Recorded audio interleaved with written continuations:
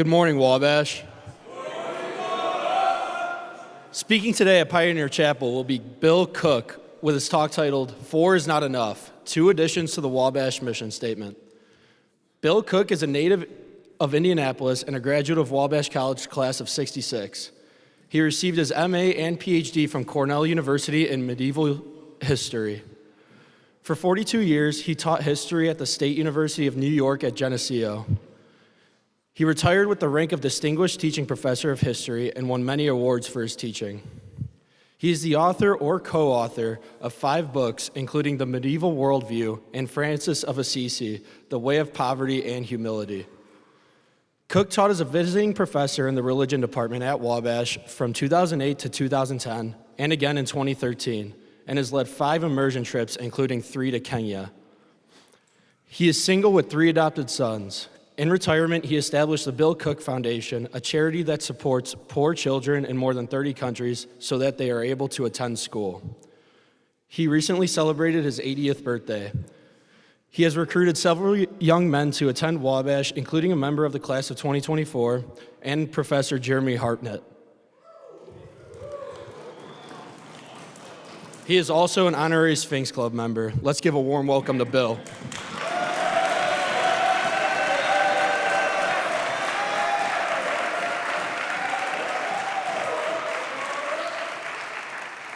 There are a lot of things I never imagined in my life, but one is speaking here at the age of 80. So if I either dribble or collapse, you'll know why. Well, as an old guy, you reflect a lot. And I just want to share some reflections with you about Wabash, and they come from a guy who graduated in the class of 1966, a long time ago, in a very different world.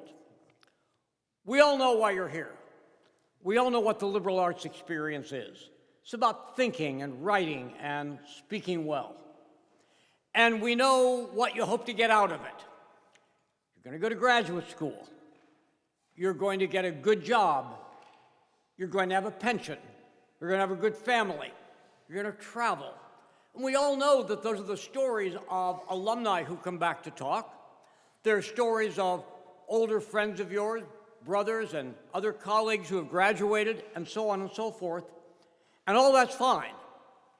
And we also know that you are good at thinking, acting, leading, and living, because you read that all the time, along with adverbs that go with them. And by the way, unlike most college graduates, I assume you all know what an adverb is. But there's more to it than those 4 things. And I want to talk about 2 additional things that I think are important and perhaps implicitly discussed a great deal, but not necessarily taken on directly.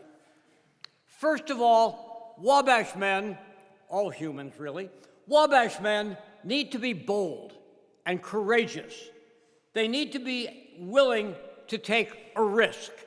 They need not to be satisfied with being simply successful. The 21st century, perhaps more than any century, does not need people who are easy, cool, and non-rockers of the proverbial boat. Rather, it needs people who are willing to defend truth. It needs people who are willing to call out falsehood. It needs people to be bold. Boldness in speaking and in writing and in so many other ways. And you need to be bold in reaching out to all people who need help. Not just your friends and fraternity brothers, not just people who look like you, speak your language, or go to your religious institution. We really need to reach out universally to our fellow human beings. And you learn being bold while you're here and even earlier in your life, obviously, as you were growing up. And it isn't all dramatic, earth-shaking stuff.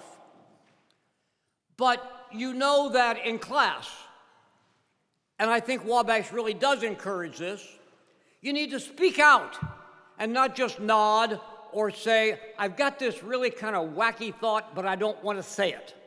As you know, that's not or should not be the Wabash way. And you need to be bold in small ways. I was made bold by a professor of classics here who invited me to dinner. I'm one of those Midwestern kids who really was a meat and potatoes kid, and he served artichokes. First of all, I didn't know what it was. I probably could have spelled it, but I sure as hell didn't want to eat it. And I said, Professor Fisher, no thanks. He said, you eat the damn thing, you don't get any more food. It's good the professor sort of force you sometime to be bold. By the way, I still hate artichokes. But of course, that's not the point. Try a new food. Go someplace you haven't been. Go someplace where you will be uncomfortable. Maybe it's because people don't look like you. Maybe they don't speak your language. It's not too hard to get to places these days, even with relatively small amounts of money, where you may not speak their language, nor they yours. It's very important to be someplace where you have to sort of figure out, do I want to just point to something on the menu, fearing it's going to be a damned artichoke? Or do you want to try to act out what you want to eat, which involves mooing and stuff, which is sort of embarrassing in a restaurant? But at any rate, you want to go places where you got to sort of struggle to figure it out. That doesn't mean you have to go someplace where they're shooting at each other. But you do need to go places that make you uncomfortable. Uncomfortable is a really good thing to be now and then. You've all had that happen here. You've had it happen on your immersion courses. Well, along with Professor Warner, I've taken three groups of students to Kenya. That's pretty uncomfortable for most students who grew up like I did in suburban Indianapolis. Okay? Nairobi's not a lot like Indy. If that's a shock to anybody, get out and read more, by the way. But let me tell you, it's also saying, you know, there's this book everybody says I ought to read, and I'm going to read it. I can remember the joy in finishing War and Peace. In case you're curious, in the Penguin edition, that's 1,444 pages. But you know, you hear from professors, and you even hear occasionally from other students say, it's a great book. Fine, take some time, read War and Peace, or whatever your War and Peace experience might be. Learn to play a musical instrument. I'd do anything today to be able to play the damn piano, but I never learned to play any kind of instrument because when I was in grade school in Indy, you either sang or you played an instrument. You didn't do both, and I was a singer, so that took care of that. But do it. And do it now. It's a lot easier than doing it when you say, gosh, I'll do it when I retire, after my first Social Security check comes. Right. Sure you will. I want to tell you about a piece of boldness that happened to me as a student at Wabash. In 1963, the end of my freshman year, the Wabash College Glee Club went for the first time to Europe. And one of the places we went was Rome. And I had taken a course the previous semester in Roman history with Professor Jack Charles, one of the all-time great legendary Wabash professors. And I got to Rome, and gosh, you know, there's the Colosseum and stuff. But gosh, I wanted to do something more than that. Well, they didn't have good guidebooks. They didn't have guides. Hell, I think there were still a couple old gladiators running around. It was a long time ago.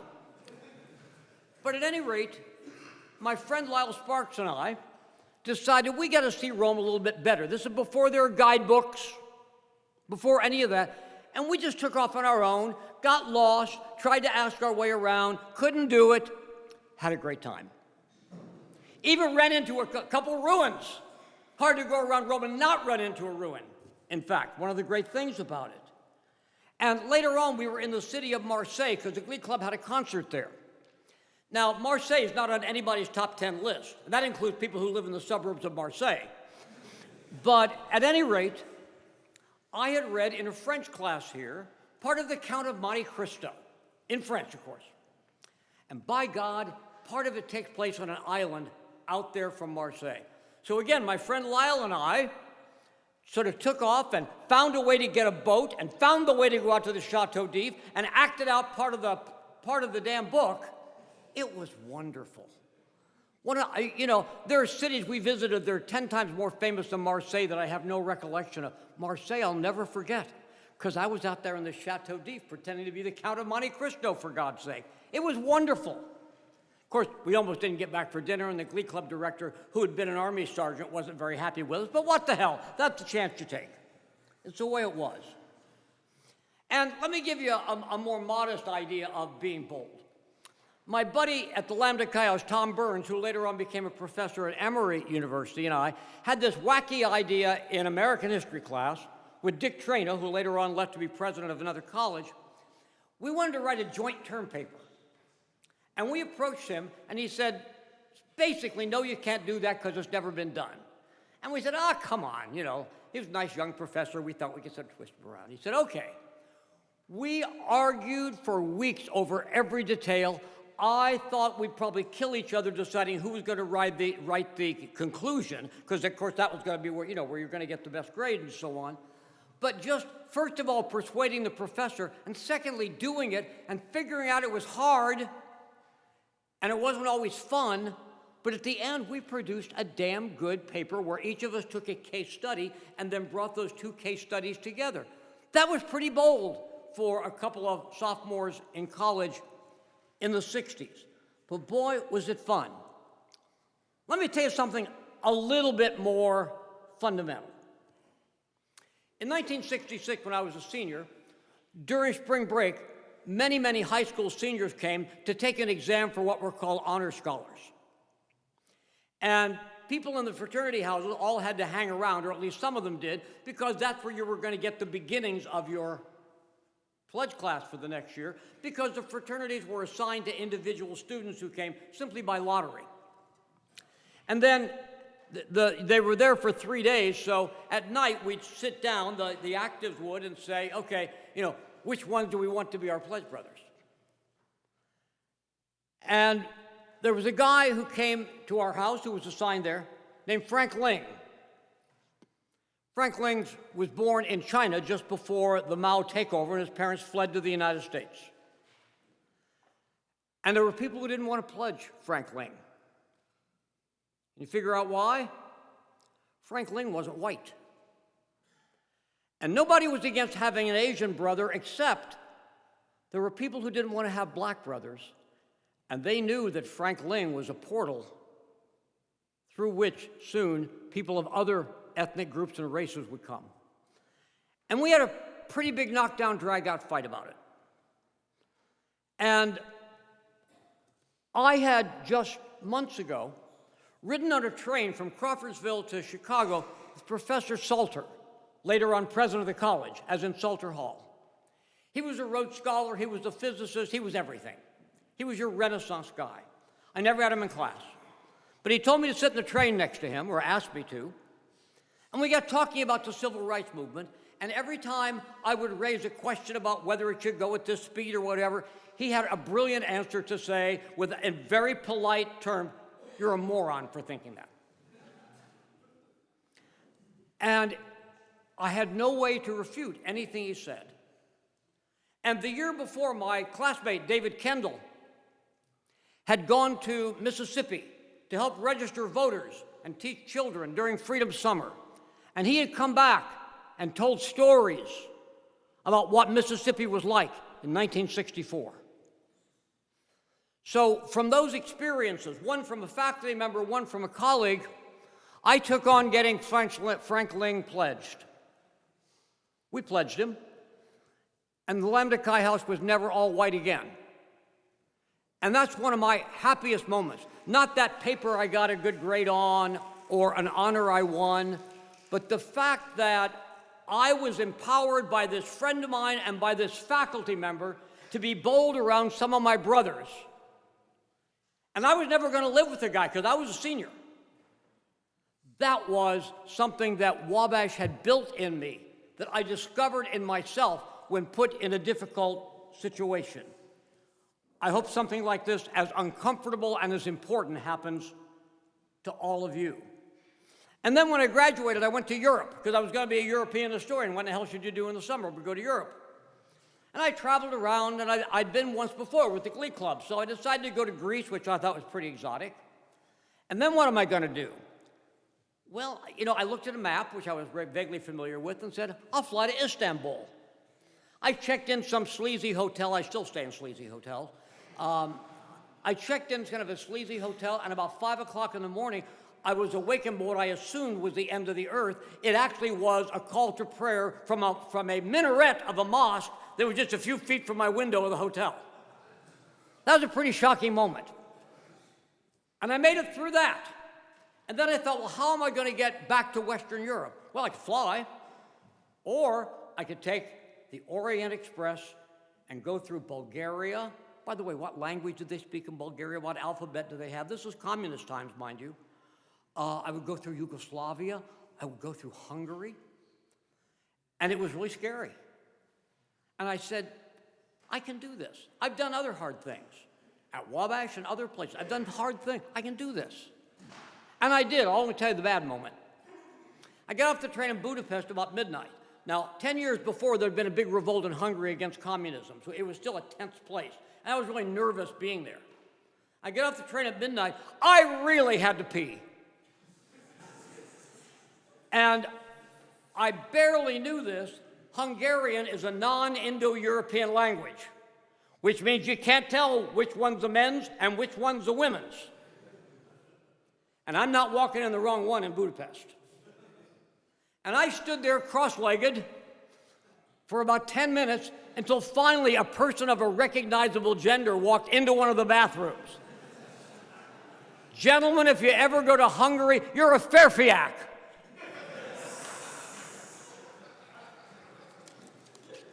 You don't have to be bold. I'll be bold for you on that one.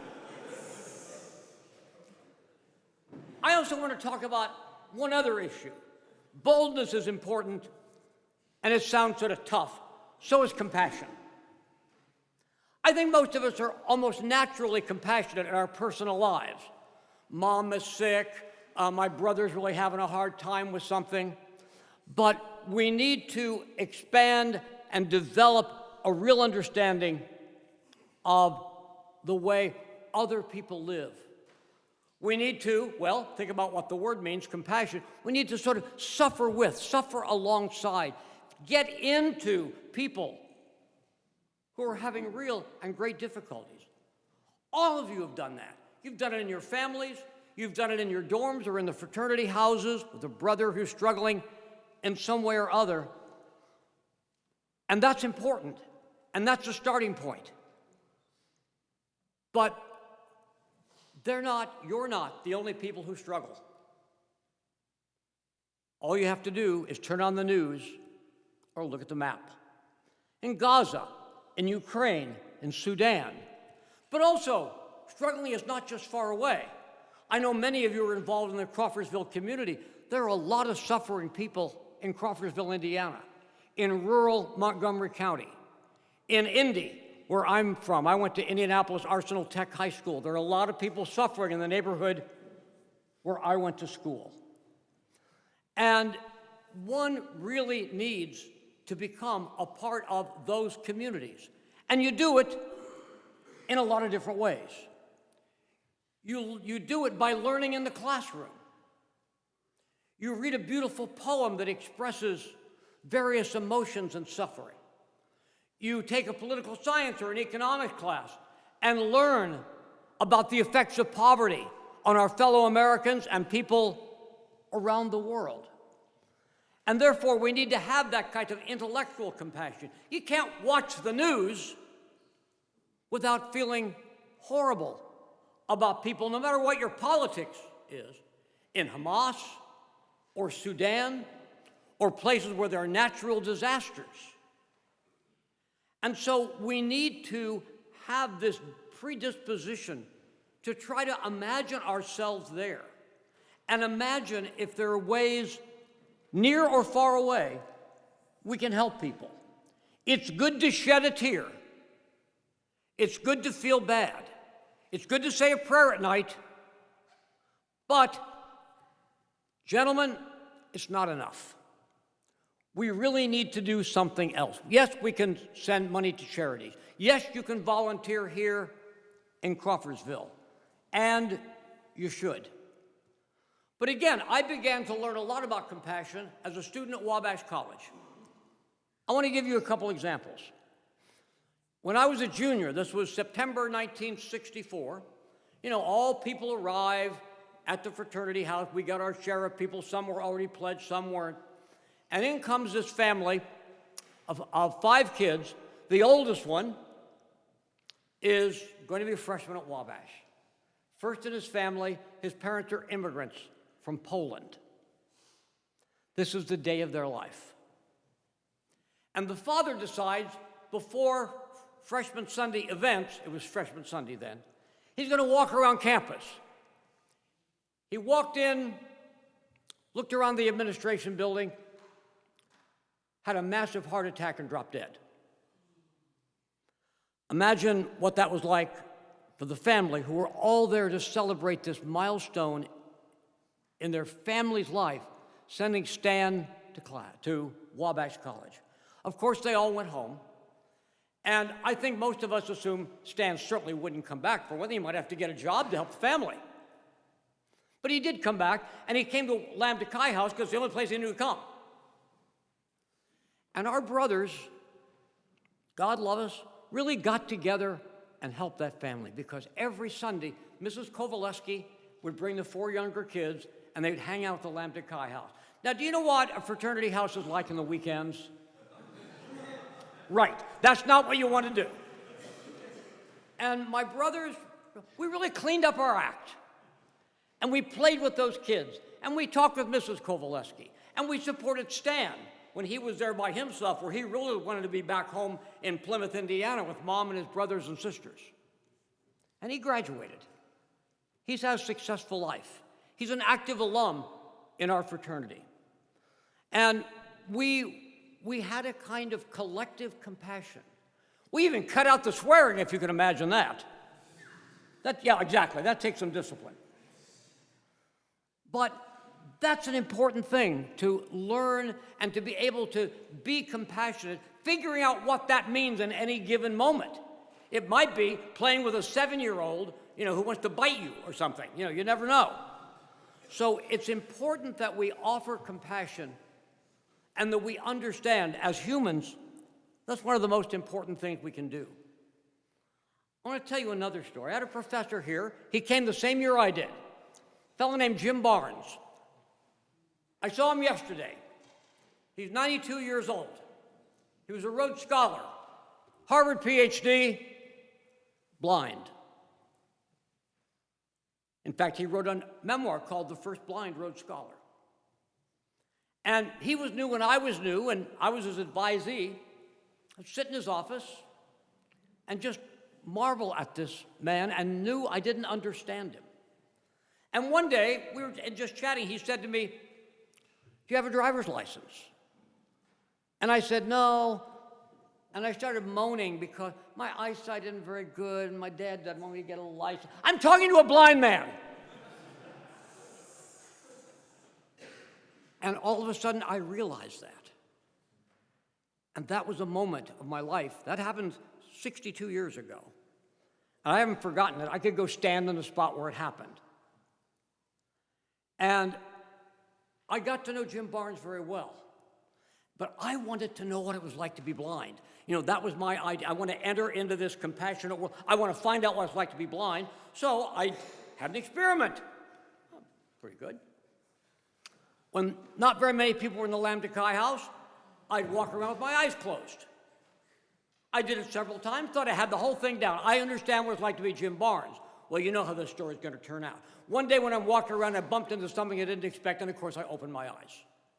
I didn't know what it was like to be blind. And in some ways, I'm never going to know what it's like to be blind. But at that moment, knowing that I need to try to have compassion, but I was doing it all wrong. And I had to learn, but it was one of those moments. A few years later, when I was a senior, I took him to Indianapolis for a day for a history conference. Great way to spend a weekend, by the way, Wabash guys.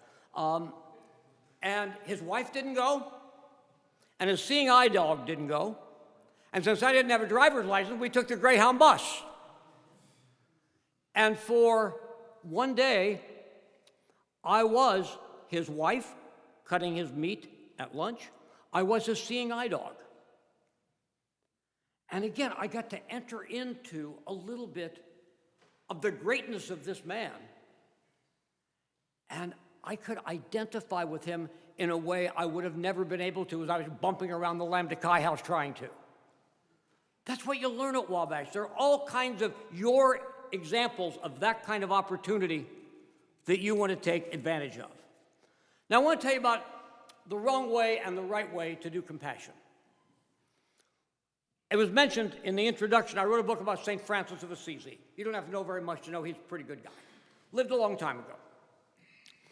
And I really wanted to get to know him well and to see what he experienced. And one of his most important experiences occurred when he encountered a leper. So I decided I was going to go encounter a leper. And I was going to Ethiopia to do some research, don't ask why. And I learned there was a leper hospital in Ethiopia. So I wrote to them and said, can I come visit the leper hospital? He said, sure. I walked around, met lepers, didn't speak very much because they didn't speak English. But that was a dumb way to try to gather compassion. I need to do it my own ways. I need to have something happen to me in my life rather than trying literally to copy somebody else's experience with compassion. 2 days later, I was in the town of Lalibela, Ethiopia, which is where my research was, and 3 boys came up to me begging and asked me for a book, which I thought was a strange thing to beg for. That was a long time ago, and I saw them a few weeks ago when I was in Addis Ababa. And now that I have a foundation, we've been able to put those boys through school. And I've had such wonderful experiences with them. They were my leper, in a real sense. They were dirty, they were living on the street, they were begging, but they had moved from a village where there was no school beyond the 3rd grade because they wanted to go to school. So I had that experience with them. And when somebody begs for something next time, and it'll happen, stop and chat with them. Act out something if you can't speak the same language. And find your leper. We need to be bold because there's so much injustice in the world. We need to be bold in dealing with people who argue against change, using the argument, well, that isn't the way we've always done it.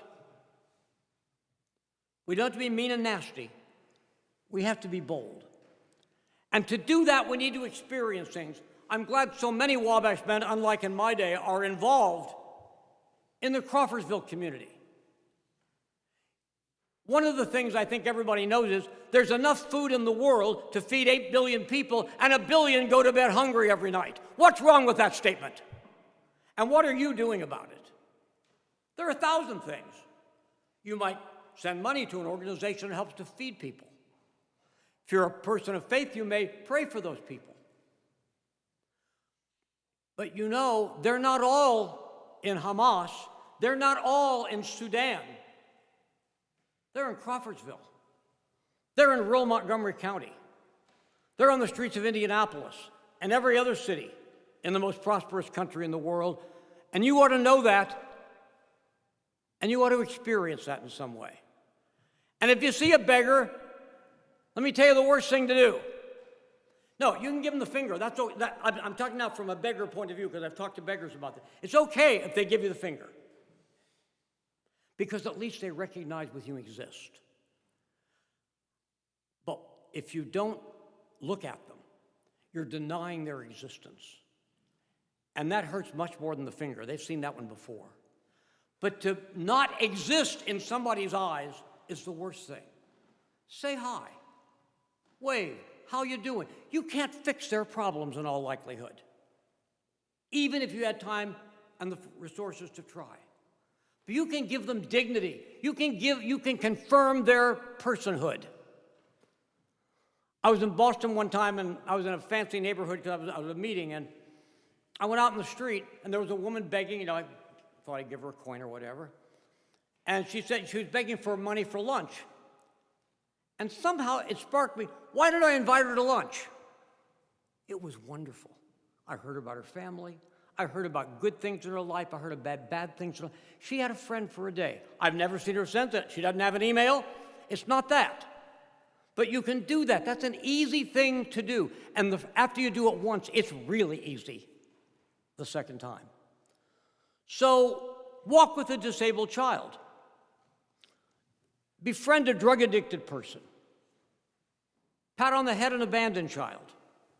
Be bold and be compassionate. Or, to put it in my terms, which are St. Francis's terms, be on the lookout for your leper. Defend and care for your leper. Embrace your leper as your brother and sister. And then you will really be showing the world who you are, and you'll also be a reflection on the place that we have all spent 4 wonderful years of our lives, Wabash College. Thank you, gentlemen.